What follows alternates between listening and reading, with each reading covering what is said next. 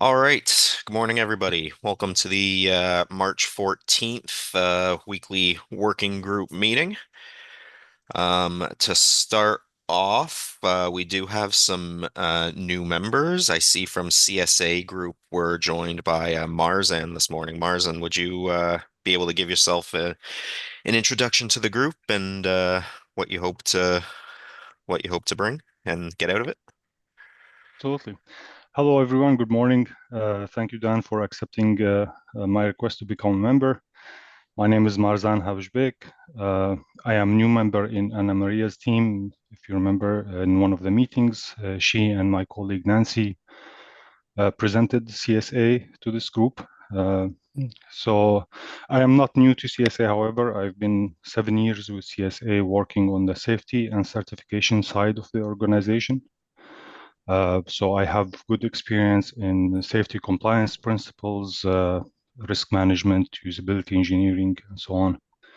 I look forward to be part of this group. I look to identify any current development in the automation and robotics sector of the agri-food and how standards can fulfill any of the needs in this sector. So thank you. Excellent. Thanks so much for joining us. And I also see from our new membership that Jerome is on the call. Jerome, would you be able to give yourself an introduction to the group as well? Yes, hi. I'm working with Agriculture Canada. I'm based at Sherbrooke in Quebec. Usually, I'm a lab technician here, working in the agro environment. But right now, I'm part-time working with the partnership directorate. So I'm here to see what is happening over this group and what kind of link can be done there. Excellent. Thank you and welcome. Thank you. Um, I don't see anybody else from our list for this week. However, was there anybody who hasn't introduced themselves that would like the opportunity? I I'm new in the process. I just joined. I just heard about it from Noah Ray of AreaX.O in Ottawa.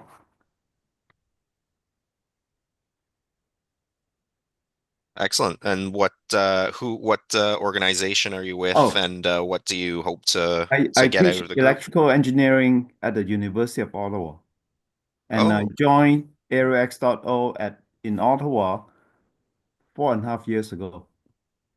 So I've been doing a bit of agricultural research in relation to technology 4.5 years ago. So I would like to combine technology and agriculture, a bit of robotics, a bit of AI into agriculture.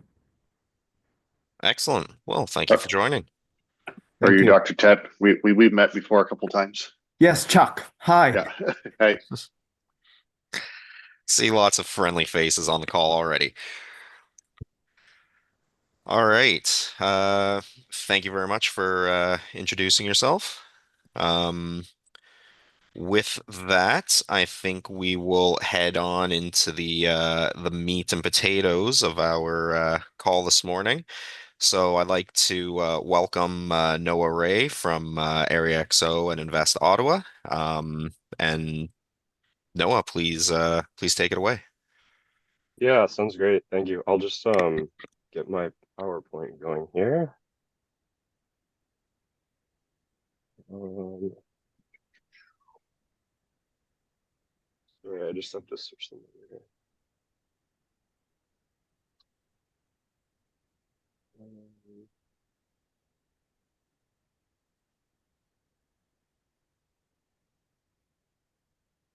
okay, sorry. I think everyone should be able to see the slide deck now. Yep. Yep, coming through. Okay, perfect. So my name's Noah, and I'm from the Area X Auto Smart Farm. And basically, I'm just going to be giving you I'm aiming for about 20-minute brief overview of basically what the Area XO Smart Farm is, and what we do there. So to begin, so like I said, I'm a field engineer at Area X.O, and my background is a PhD in mechanical engineering. And specifically, I was specialized in structural optimization and numerical methods. So you may be kind of thinking, why are you talking about this, right? It's not really related to agriculture, but I just kind of wanted to take it as an opportunity to bring up that I'm not actually from an agricultural background. So I think it's kind of, important in this group, since we're tackling very open-ended problems, that a lot of the time, if we're from kind of a more diverse background, that can actually be a strength. So, I might not know everything about agriculture, but I definitely do know some stuff about mechanical engineering. So I like to try and be, helpful in that sense. Some agenda items for today. So I'll go over a brief overview of the Smart Farm, a little bit of content about kind of our technical ideology. I'll touch on some 2025 Smart Farm projects. I'm going to be particularly looking at our robotics projects, obviously to suit the theme of the group. And then finally, some things about outreach and collaboration. So beginning with overview, so what is Area X.0? So we're a $51 million technology-rich and secure, basically testing and research facility, and we're owned and operated by Invest Ottawa, or IO. What we do is we work with clients, which are typically startups or SMEs, so small and medium enterprises. In addition to that, we do also work with research and government, but the focus is very much on kind of like smaller companies who are developing technology. And what we do is we help this clientele to test, demonstrate, validate, and develop the technologies. And this spans across all of our areas of interest. I'll get into this in a moment, but we do more than, like, our scope is greater than agriculture, for example. So what is Invest Ottawa? So Invest Ottawa is basically we're in a sense a division of Invest Ottawa. So like I said, we're owned and operated. And basically what Invest Ottawa is it's an economic development agency, or what you would kind of think of as an incubator. So I'm just kind of presenting this to give you a sense that although at the Area Exo site, we do a lot of things related to technology, we have a very strong and formal partnership with the actual business side as well. So that obviously can help a lot of these technologies get off the ground, or actually, have a shot at being implemented. And basically what Invest Ottawa offers is it's kind of, you can think of it as like a holistic business development service. So they have like mentorship, incubation, expansion, global market, all that kind of stuff. Once again, not really my specialty, so I'll leave it at that for now.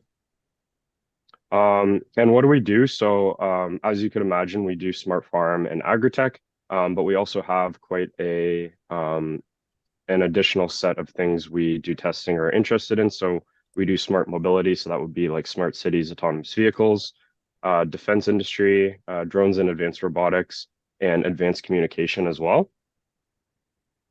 This is our smart farm team.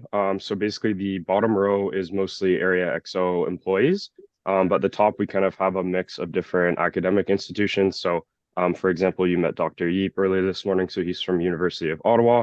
And then we also have some really good ties to Algonquin College, which handles more of our kind of agronomy and agribusiness side of it. So I like to think of it as a pretty well-rounded team when you think of smart farming and agritech. And then this, and I'll just get my pointer so I can kind of point some things out. So this is our facility. So all of our fields or test plots we have highlighted in blue. So you can see we have some, I don't want to call them large acre, but they're larger acres. So these larger fields span about 100 acres.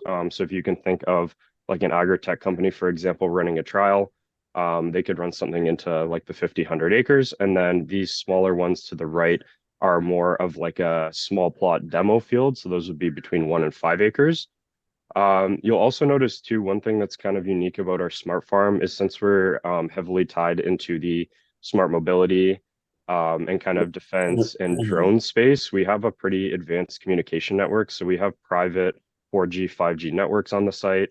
In addition to that, we have a few different types of GPS, LoRaWAN, things like that. So this is kind of nice because a smart farm, like a typical smart farm, probably wouldn't invest all the money to have, like a private 5G network. But since it already exists on the site, this is something that companies or projects within the smart farming program can leverage. And then what we kind of do, so like I mentioned, we partner with a lot of companies to basically do testing, validation, and demonstrations. So this is kind of our map for the 2025 growing season. We have about 11 companies on board right now to do trials, and this is kind of what the breakdown looks like in the fields. It's the size of the company is quite variable too. So for example, like this Clementine Agriculture Company, this would be like a sole proprietor that just wants to demonstrate something and is kind of at the preliminary stages. But you can also see, you know, like Canadian Wollastonite, Inari, these are more like larger corporations. So we kind of handle a variety of scales. Okay, so just to move now into some of our technical ideology at the Smart Farm. So I basically see innovation kind of as this cycle here where we have industry, which would be agriculture, so actual farmers. We have innovators, which usually in our case take the form of agri-tech companies. And then finally, we have academic research institutions. So, you know, U of Ottawa, or obviously things like University of Guelph are a big player in the agriculture space. And these all kind of provide something different to one another. So for example, the agri-tech companies provide, you know, applicable and commercialized new technologies for industry. So that would theoretically improve how efficient our agriculture industry is. And then typically these agriculture companies are adopting new methods from academia or some amount of new methodology that is proposed. And then finally, what the farmers are actually providing to academia is the actual environment or the phenomena that they're studying. So it kind of goes in this loop, but you'll notice that this arrow is a one-way. So it's very important, in my opinion, that we keep the flow of information this way, moving very efficiently, right? Because that's how things actually get from a new technology to something a farmer can use. And then, so just kind of expanding on this idea with a bit of a thought experiment. So we can kind of look at some actions of academia, innovators, and industry as an action or a result. So for academia, they would pursue some research that expands the scientific frontier. And then this typically materializes into some form of publication. So like a journal paper, for example. Innovators would develop technologies which are effective and applicable to a farmer.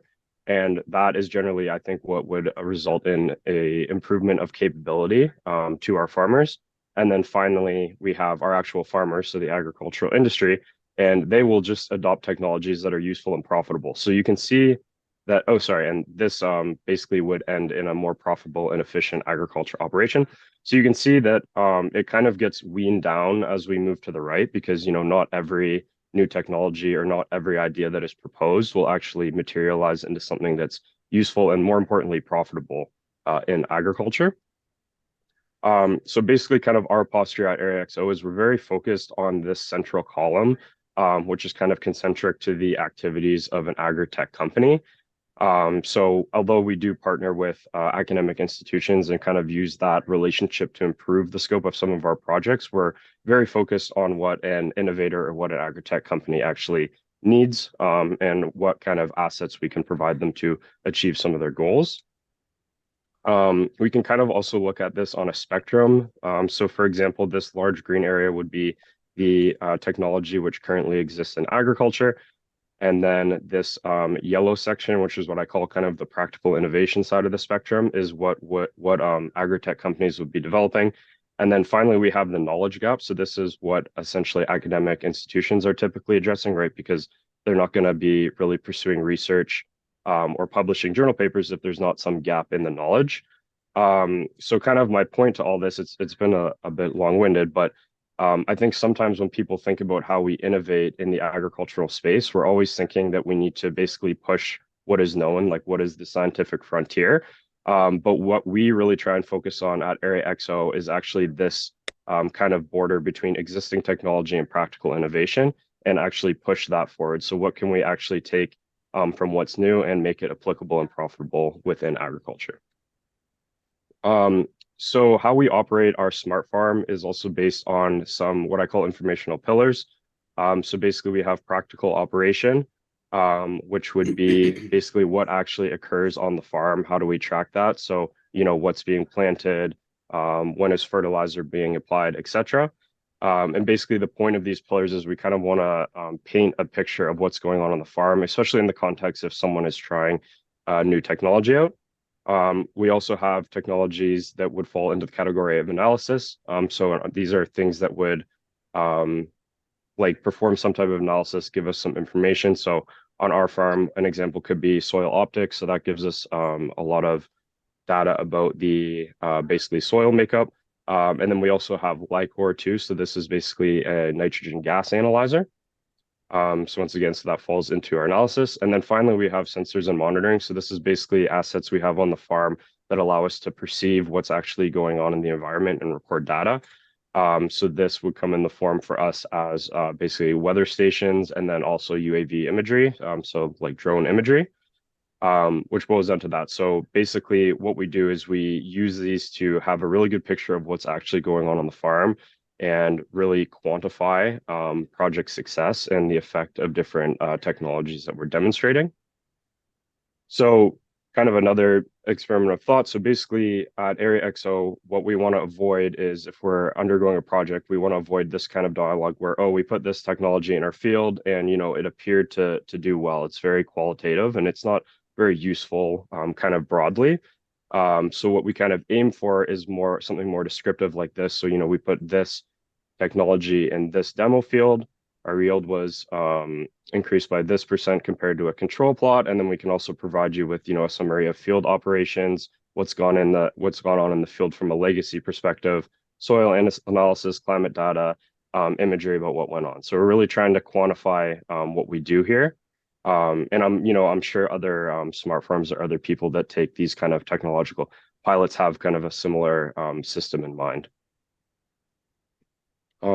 Okay, so shifting gears now to some 2025 projects. So I'll do a brief summary of some past projects. So some past projects that have happened at Area XO are listed here. So we had some that are more related to farming methodology. So that was testing a new strip tilling methodology.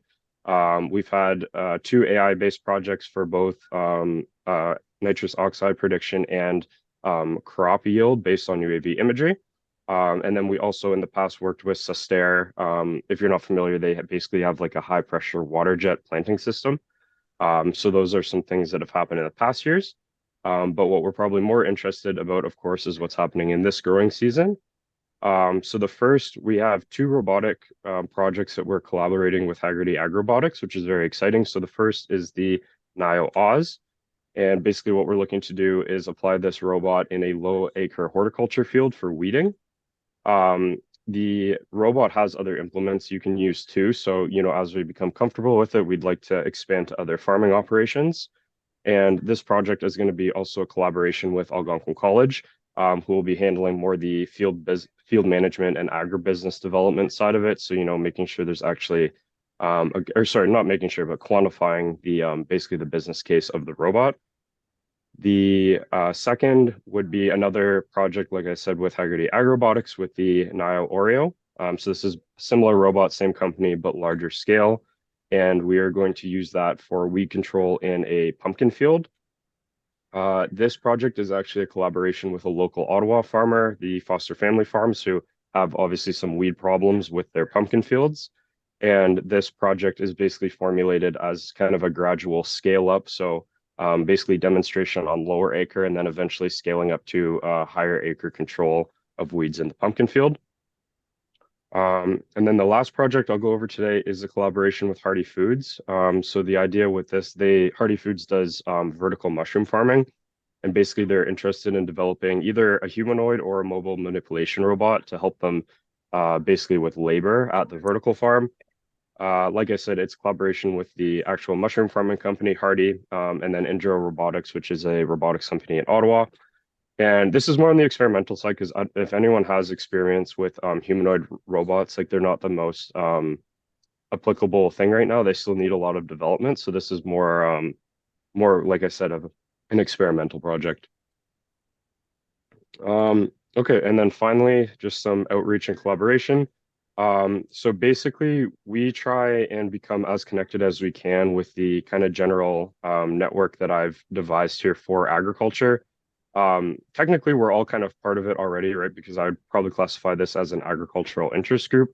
But I think a lot of the people in this call probably also fall into additional categories in this. So, you know, we're very keen to become more connected in the like I said, within this network. So, please don't hesitate to reach out to us if you'd like to take on any projects or anything like that.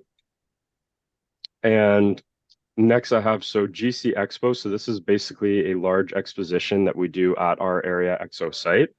So it's a free event, totally free, on September 25th this year, and it'll have about 80 exhibitors. So it's quite large. It showcases all of our Area Expo industries. So it's not purely agritech, but there will be a lot of agritech there. So you'll get to see a lot of other cool stuff. So, maybe in the autonomous vehicle space, the defense space. And like I said, it's at our facility, which, if I hadn't mentioned, is in Ottawa. So, if anyone in the group is interested in coming out to this and connecting there, I would definitely encourage that. And then I believe this is my final slide. So it's kind of a call to action almost for this group. So overall, what we would like to do at AreaXO is support additional projects for the 2025 or later growing season. So, if you belong to an agritech company, you think you could utilize some of our test fields to demonstrate your technology, you think you could use some of our resources to help you develop, let's get in touch and start talking about it. So yeah, sorry, this kind of goes hand in hand. So yeah, like I said, as our kind of general MO, we'd like to assist agritech startups and other SMEs. We'd like to collaborate with other smart farms. So I know there's other smart farms in the network at other locations provincially. So like to strengthen some of those collaborations or potentially help each other with projects.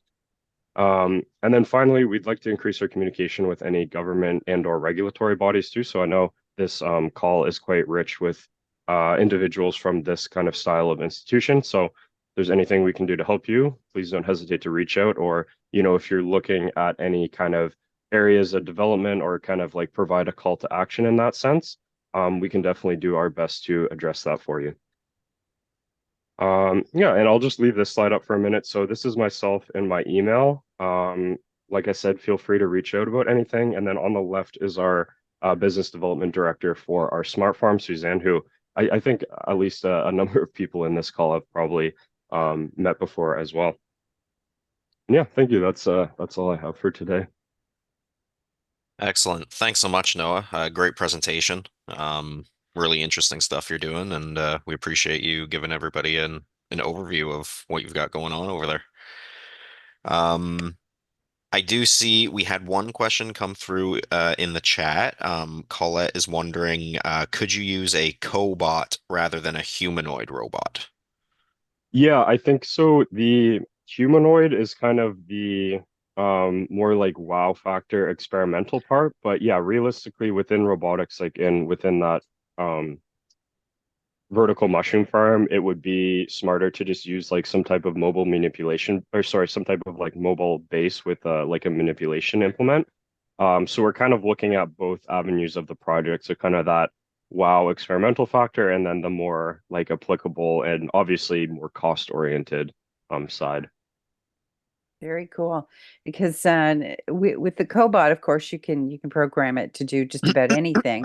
You just need a movable Excuse me. base.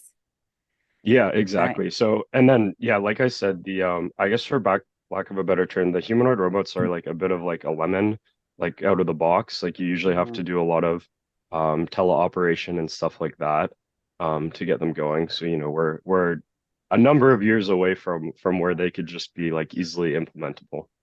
Yeah, no doubt.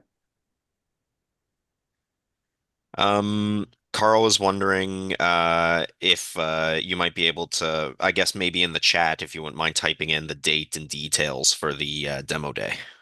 Yeah, definitely. I'll just let's stop my screen share so I can actually see everything again. Is my screen still being shared? Yeah, we can see the Zoom. Okay.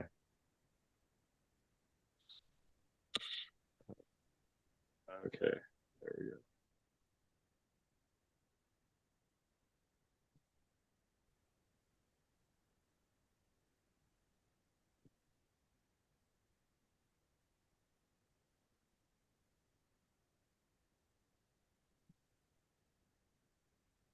Still sharing. Oh, really? Oh, geez. Okay. Yeah. You can stop the sharing on your side if you're the administrator. Can I do that? Let's see. I've never had to do that before.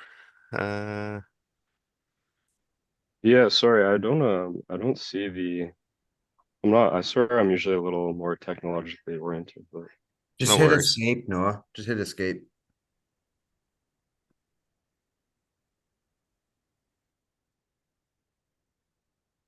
oh, here we go. Sorry. Okay. Okay, there we go. All right, we're back. Sorry, I'm just typing that info about GC Expo 2.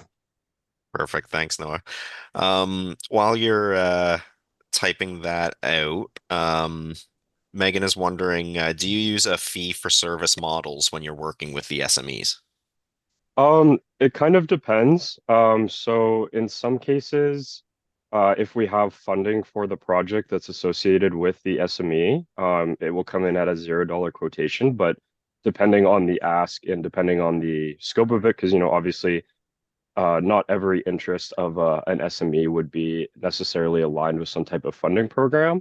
Then we do have like we would charge. So it's once again we have a quite a dedicated and talented operations team that would kind of handle that. I guess to mention too, so as is like if you're an SME looking to work with us, we can get a dialogue going, but we have a pretty mature intake process that's kind of been adopted from our other industries, such as like smart mobility and defense, for example. So there's a pretty good intake process that would basically align everyone to project goals, deliverables, responsibilities, things like that. But once again, that will be handled by the operations side. Robert is wondering, what's the best way to get plugged in with your efforts? We are an AI semiconductor supplier that offers very disruptive solutions that are optimized for edge applications versus the 25-year-old GPUs, which were optimized for gaming. I think the best way would just be to send me an email after this call. I was thinking ideally I would get a bunch of emails after this call because I love to connect with people. But yeah, and we can book a private call. I'll bring my business director on too, and any of our other members that might be kind of like plugged into that industry, and we can chat about what we could potentially do together. Excellent. On that note, would you mind throwing your email address in the chat as well? Yes. Perfect. Appreciate that. Marzan was wondering regarding the testing and validation that you do to new technologies. Are you testing the functionality of the robot and the intended performance, or do you also conduct general safety testing? Are you using any specific standards or guidelines for testing? Yeah, that's a great question. So, once again, depends on the project scope. So, I think, like for let's use the Now Oz that I showed today as an example. So that's like a commercially ready product. So I don't think on our end we need to do any safety testing, for example, because they would have had that handled on their end. So for that specific project, we're more looking at the implementation and then also working with the local farmer to kind of provide a proof of concept, right? Because people are a little hesitant with these things. But to kind of more broadly address your question, we do have experience in that field. So, for example, with our smart mobility program, so autonomous vehicles, we do a lot of work with Transport Canada, with some projects like vulnerable road users, for example, and that's when we're actually working to more of like a defined safety standard or actually doing specific testing to address those things. So it's not to say that something like that could not be in the scope of a project we take on. We definitely have experience with that. I guess this is kind of a good segue too to kind of point out that one thing that's nice about being kind of involved in many different industries, so like defense, drone space, autonomous vehicles, is there's a lot of crossover with agritech, right? Just because it's kind of technology in general. So we definitely try and leverage any um, basically capabilities we have that have been derived from those other industries and kind of infuse them into the projects we're pursuing, if that makes sense. Excellent. Thank you. Were there any last questions for Noah? Yeah, I have one. It's Giuliano from AFC. Thanks very much, Noah. Yeah, we've had lots of connections with Area XO, and I've been to GC Expo many times. You were talking about the fact that, the connectivity is a real advantage in your space. However, it's kind of optimal compared to a lot of rural or remote locations. So do you ever think about that? The fact that, hey, we're sort of beneficiaries of this network, but we have to realize that most or many locations for our clients don't have the same degree of connectivity. So does that sort of enter your thinking?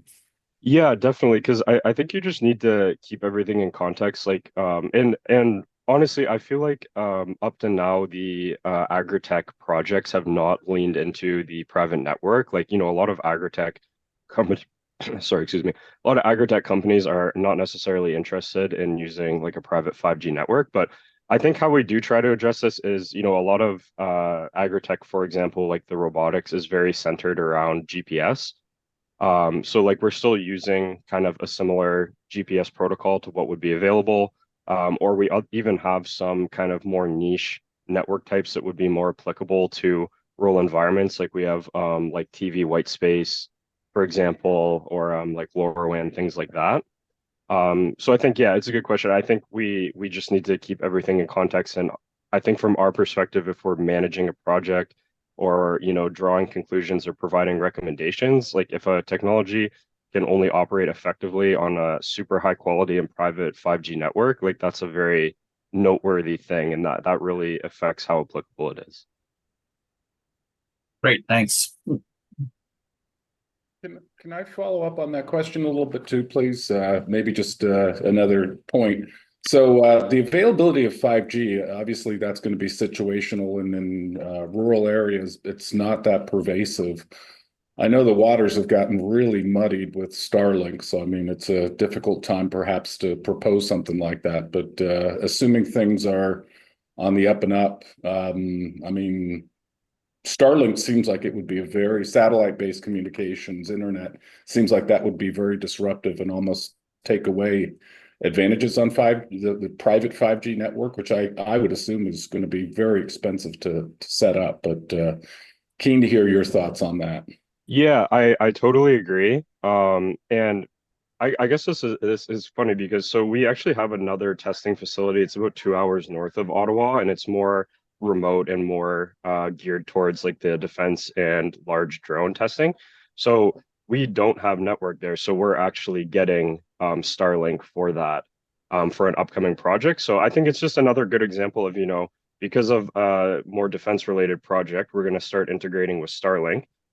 So who's to say that now if a entrepreneur and SME is interested in producing some type of agritech that uses Starlink, because obviously it's quite applicable, we already kind of have our foot in that door, right? So I think our stance is more passive. Like I think it's great we have a private 5G network, but we would never push anyone to try and use it or develop with it. We just we're more like a toolbox, right? We can try and give you as many tools out of the toolbox as possible, but you're totally free to do whatever you like. I think in this specific example, I would actually agree with you that I think it would be better to develop a technology that centers around something like Starlink as opposed to having some expectation that you'll have a 5G network. Thank you, Noah. My pleasure. Perfect. Noah, I just wanted to say thank you again for taking the time to present. We really appreciate it. Thanks everybody else for all your great questions. If you have any more a little bit later, feel free to drop them in the chat. If you want to send Noah a message or, connect with us after, and we can connect you with Noah, but his email address is also in the chat, so you know how it goes. All right, with that, I'll move us on into the next section of our agenda. So upcoming events, demos, meetings, things like that. As many of you know, we just spent the last 3 days at the Ottawa Valley Farm Show. Personally, at our booth, I thought it was a great experience. Had a lot of great conversations with a lot of different people, and it's nice being at such a different area, other than just Southwestern Ontario, and getting to meet those sort of folks. So, was there anybody who attended that wanted to briefly touch on their experience and how they think the show went?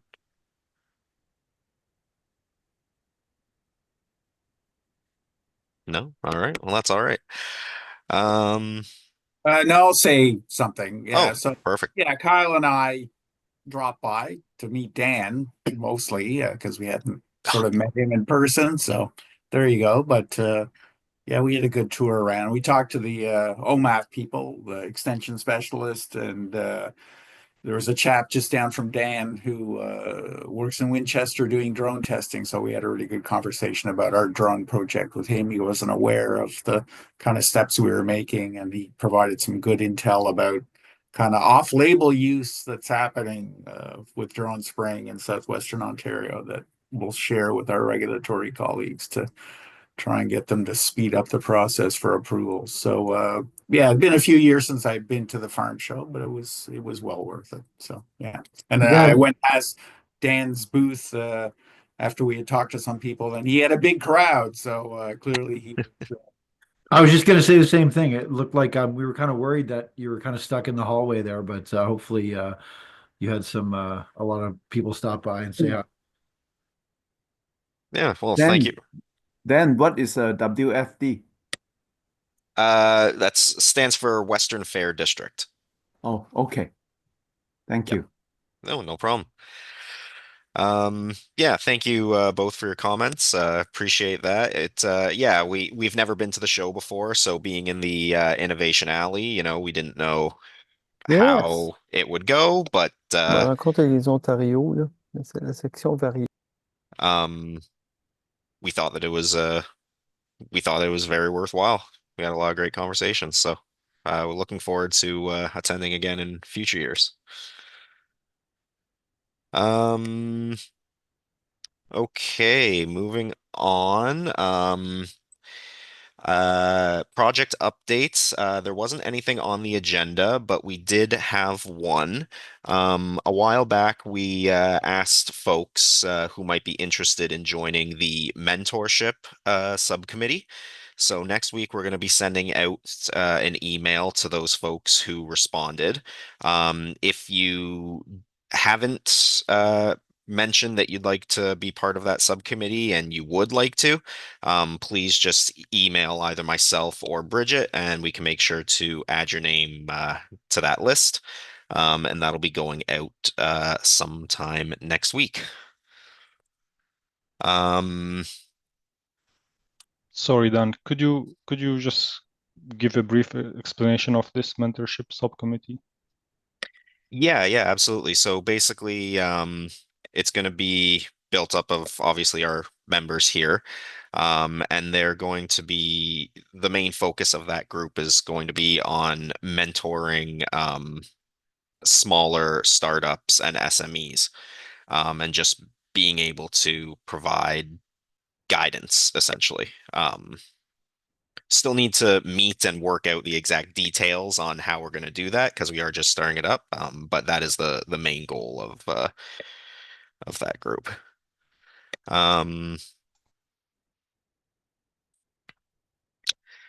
We have no new funding opportunities for this week, but please check out the ones that we do have listed if you haven't had the chance yet.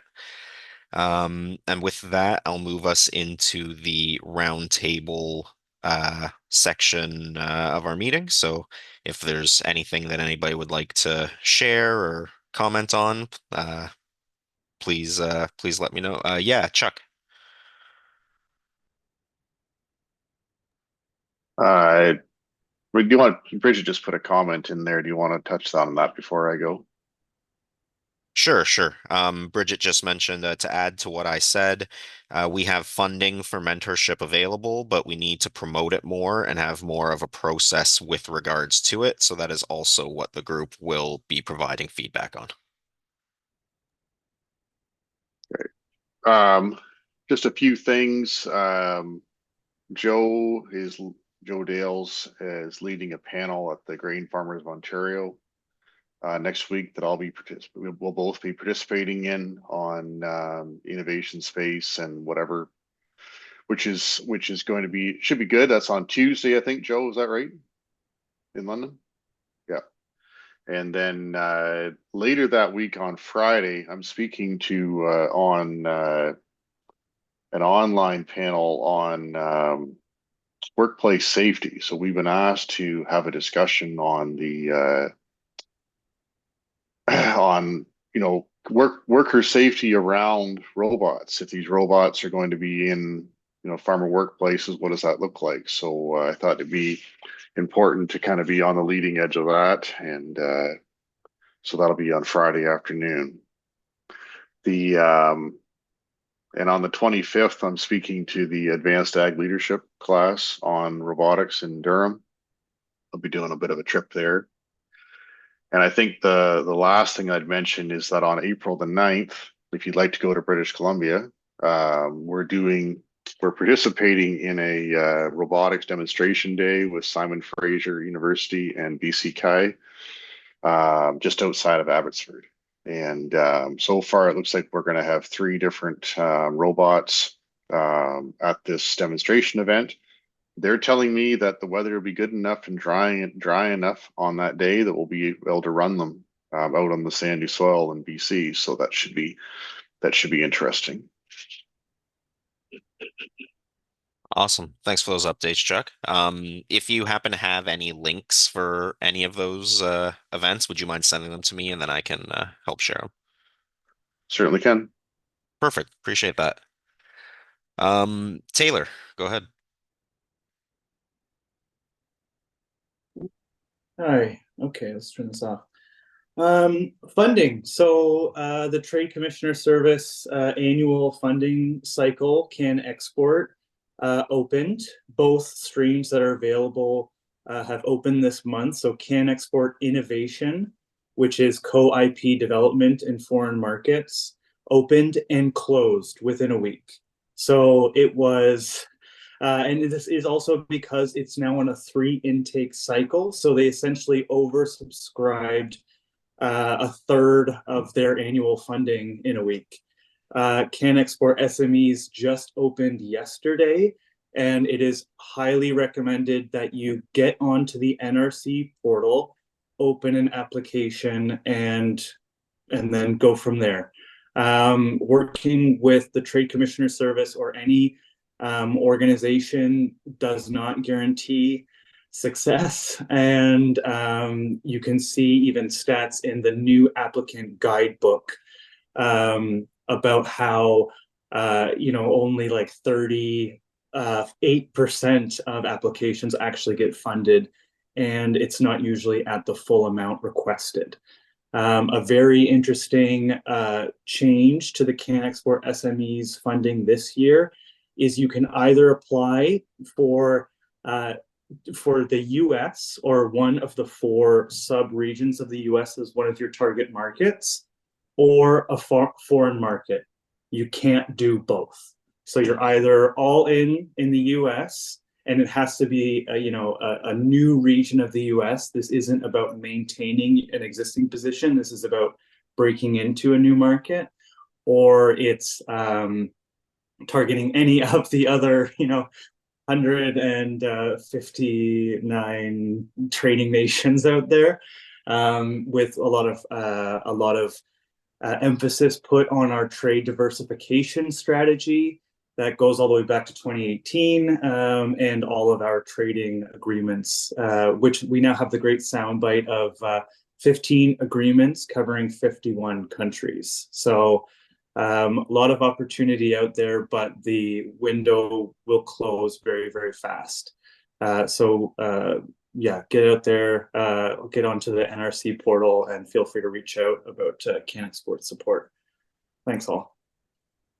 Awesome. Thanks for that update, Taylor. Appreciate it. Izmir. Yeah, good morning, everyone. So I have a question. We are preparing our conferences in November about innovation. So I would like to know if you know an example of a technology testing group like Agrobotics to invite them. We already received the Agrobotics group twice. So now we are looking for someone else. So I don't know if you know somebody. I can put my email on the chat so you can contact me directly.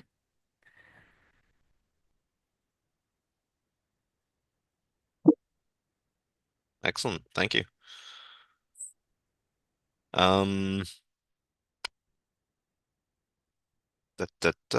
Sorry, just reading in on the chat here.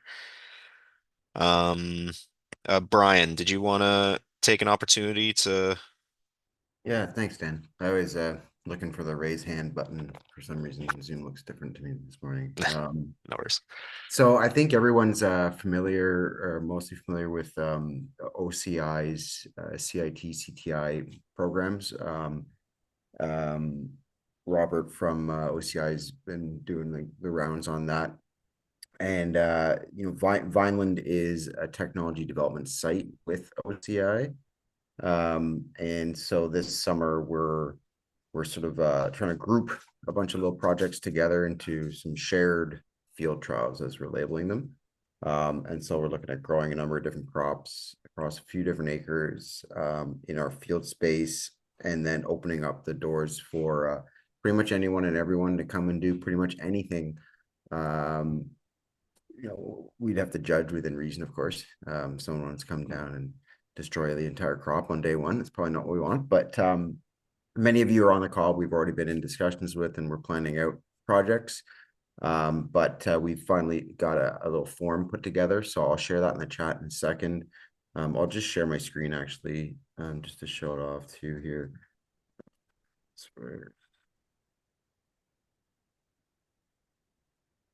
So if I'll share the link. Basically, if you're interested at all, fill out this form. The most attractive part, I think, to everyone on this is free. Okay, management at Vineland probably doesn't want me to just frame it that simply. We can do more if people want to pay for Vineland services the way we typically offer them, but under the TAP program with OCI, and even under the DC program, if you're applying through that, we can do up to a certain amount of work, and it's not a small amount, so we can actually do quite a bit. Some of the companies that are already putting through their applications to participate in this are looking at just showing up just to show off their tech for some grower demo days that will host 1, 2, or 3 of those throughout the summer. Some people are getting us to do design reviews and provide feedback on the technology they're developing. Some people are coming to test out new technology, gather data. Other people are going through this TAP program with us, and we're actually developing some vision algorithms or integrating some other technology at Vineland, not quite within the field trial space, but just to give you an idea, it's a broad range. Anything that Vineland can normally do, we can package it under this funding with OCI, and all you have to do is fill in the application, and there's a couple of steps that OCI goes through. These things are not Vineland sheets, but I'll just share them.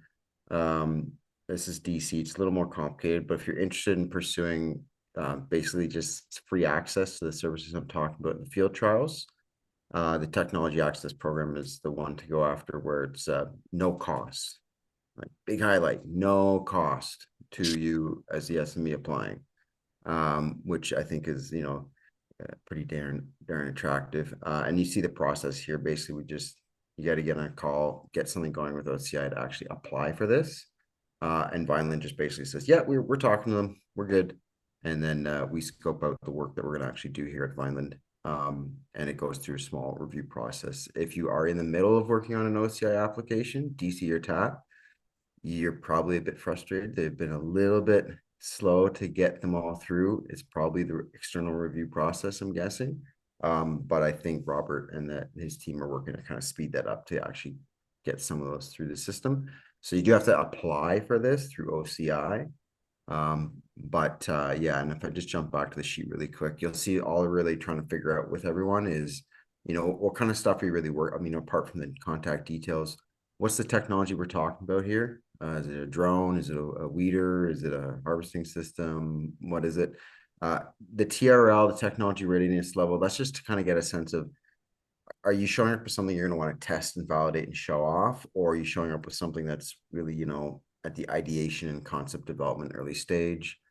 What research question, you know, just generally like, what do you want to do? What's your objective?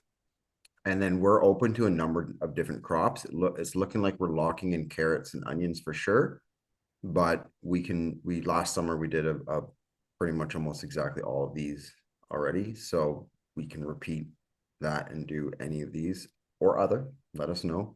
We do have some perennial crops as well on site that we're open to possibly using, depending on, like, we've got an apple breeding program. You cannot come and chop down the apple trees, but if you want to take images, that's fine. Same thing, vineyard space and so on. So yeah, I'll put the link to this in the chat. I'll put my email. See, there's a couple comments, so I'll check that out in a second. And yeah, Malcolm's asking about that. And then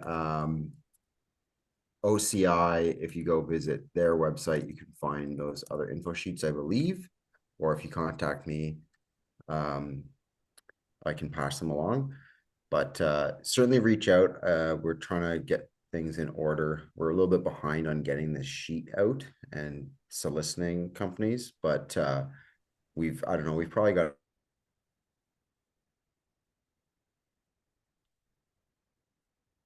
Oh, you there, Brian?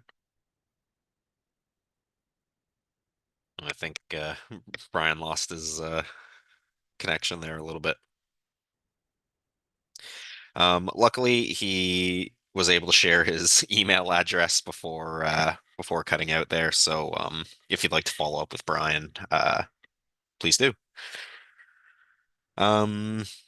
Perfect. Were there any other comments, thoughts, questions? I saw Sophie dropped a comment about the in-person working group meeting we had last week. Thanks very much for your comment, Sophie. Really appreciate it. We were very happy with it, and glad that everybody else had a good time, and we're already planning ways to make it better for future in-person meetings. So I think it went quite well.